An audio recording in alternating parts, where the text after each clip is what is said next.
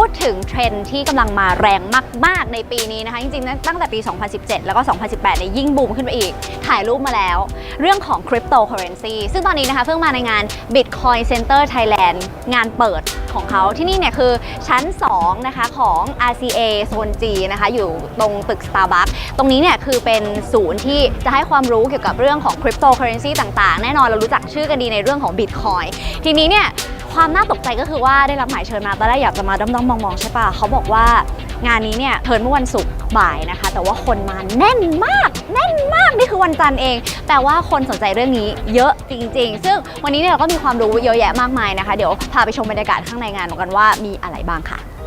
ช่วงนี้เราได้ยินคำว่า Bitcoin กันมากขึ้นเรื่อยๆและเป็นกระแสที่สังคมกำลังให้ความสนใจค่ะจริงๆแล้ว Bitcoin เป็นเพียงสกุลเหรียญเดียวจาก100,000 เหรียญสกุลเงินดิจิทัลที่มีอยู่ในตลาดโดยสกุลเงินดิจิทัลหรือ Cryptocurrency นั้นก็มีขึ้นเพื่อให้เป็นสกุลเงินสากลค่ะไม่ตกอยู่ภายใต้การควบคุมของประเทศใดประเทศหนึ่งหรือธนาคารกลางใดๆนั่นเองและแม้ว่าตอนนี้ประเทศไทยเองอาจจะยังไม่รองรับสกุลเงินดิจิทัลแต่ต้องบอกว่าในหลายๆประเทศสามารถใช้ชำระหนี้ได้ตามกฎหมายในร้านค้าชั้นนำทั่วไป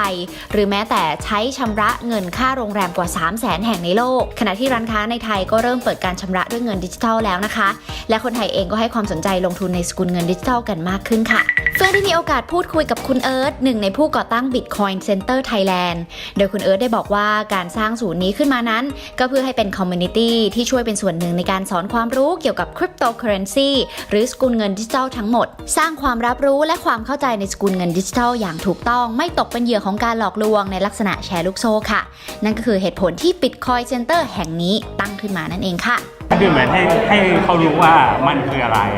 มันทำงานยังไงส่วนเขาจะเชื่อในมันไหมเขาจะอยากซื้อมันไหมให้เขาไปพิจารณาแต่อย่างน้อยเขาจะต้องไม่ไปโดนใครหลอกว่าเราไปลงทุนในบิตคอยอย่างนู้นอย่างนี้นะอะไรอย่างนี้แล้วหลอกเงินไปทางเราเองก็จะมีคอร์สของเราเองที่จะให้คนที่ไม่เคยรู้จักบิตคอยหรือคริปโตเคอเรนซีมาก่อนเข้ามาเรียนรู้ในที่นี้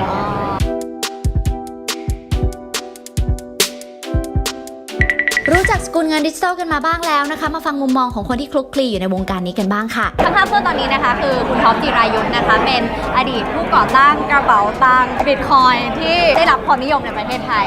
แล้วก็เป็นสปีกเกอร์ของเราในวันนี้ด้วยโดยคุณท็อปค่ะได้ให้ทัศนะว่าการมาของบล็อกเชนทำให้เราสามารถแลกเปลี่ยนทุกๆอย่างที่เป็นมูลค่ากันได้โดยไม่ต้องผ่านตัวกลางอีกต่อไปในอนาคตเนี่ยเราจะแลกเปลี่ยนที่ดินซื้อขายหุ้นกันโดยที่ไม่จำเป็นต้องมีตัวกลางทุกอย่างที่เป็นมูลค่าเนี่ยจะอยู่ในรูปแบบของโทเค็นนะครับแล้วก็จะมีมากมายมหาศาลเลยซึ่งเฟื่องก็ได้ถามแทนทุกคนนะคะที่อาจจะยังสงสัยกลัวๆในวงการนี้ว่าบล็อกเชนเนี่ยปลอดภัยแค่ไหนหลายคนกังวลว่าจะโดนแฮ็กได้แล้วที่ลงทุนไปเนี่ยมันจะสลายหายไปในอากาศหรือเปล่าที่ผ่านมาตั้งแต่ Bitcoin เกิดขึ้นมาตอนปี 2009 เนี่ยไม่มีใครเคยแฮ็ก Bitcoin บล็อกเชนได้เลยนะครับที่โดนแฮ็กจริงๆคืออีกเลเยอร์หนึ่งข้างบนระดับ exchange เรียกได้ว่าความปลอดภัยนั้นค่อนข้างสูงด้วยเทคโนโลยีที่ซับซ้อนมากๆนั่นเองค่ะแล้วถ้าตัวเทคโนโลยีไม่น่ากังวลอะไรคือความน่ากังวลของวงการนี้คะมาทางฝากฝั่งตัวแทนของตลาดหลักทรัพย์ซึ่งจริงๆแล้วน่าจะได้รับผลกระทบโดยตรงจากสกุลเงิน Cryptocurrency นี้นะคะเพราะเขาเป็นตัวกลางในการซื้อขายต่างๆซึ่งบล็อกเชนก็จะมา disrupt ตลาดตรงนี้ไปดูกันว่าท่านมีความคิดเห็นอย่างไรค่ะจริงๆแล้วเนี่ยนะครับในแง่ของคริปโตเนี่ยมันมีระบบที่เป็นตัวที่แบ็กสกุลอย่างคริปโตอยู่ไม่ว่าจะเป็นระบบบล็อกเชนซึ่งเป็นระบบที่ผมคิดว่ามีประโยชน์มากในการทำธุรกรรมทางการเงินตอนนี้เนี่ยทั้งแม้ทางตลาดหลักทรัพย์เองเนี่ยเราต้องศึกษาว่าจะเอาบล็อกเชนเนี่ยระบบนี้มาใช้ยังไงเพราะถ้าเราไม่ศึกษาเนี่ยอนาคตคนสามารถซื้อขายหุ้นจะไม่ต้องผ่านตลาดหลักทรัพย์ก็ได้อาจจะใช้บล็อกเชนซื้อขายกันเลยก็ได้ใช่ไหมครับตัวคริปโตเองเนี่ยก็มีประโยชน์มากเพียงแต่ว่ามันมีหลายเหรียญเหลือเกินอย่างที่เราทราบมีคริปโตตั้ง1,300 กว่าเหรียญเนี่ยก็ต้องระมัดระวังนิดนึงว่าเหรียญไหนเป็นประโยชน์จริงเหรียญไหนอาจจะมีฟองสบู่แล้วหรือเปล่าเหรียญไหนที่มันเป็นแชร์ลูกโซ่มันก็มีนะครับก็ต้องระวังนิดนึง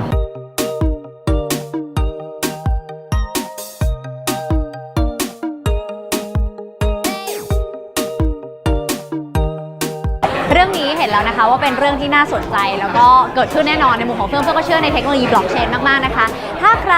สนใจอยากจะติดตามรู้ซึ้งเจาะลึกไปมากกว่านี้เหมือนเดิมนะคะเดี๋ยวเฟื่องจะพยายามหาเรื่องราวเหล่านี้เรื่องบล็อกเชนเรื่องใหม่ๆเทคโนโลยีใหม่ Future is Fun เราจะมาอยู่ในเพจของเรามากยิ่งขึ้นนะคะยังไงก็รอติดตามกันด้วยนะคะใครมีความรู้หรือว่าอยากจะรู้เรื่องอะไรเนี่ยมาแชร์กันได้อยากจะเปิดเพจของเราให้เป็นคอมมูนิตี้ทุกคนสามารถมาแลกเปลี่ยนความรู้กันได้ค่ะวันนี้ไปแล้วค่ะ Future is fun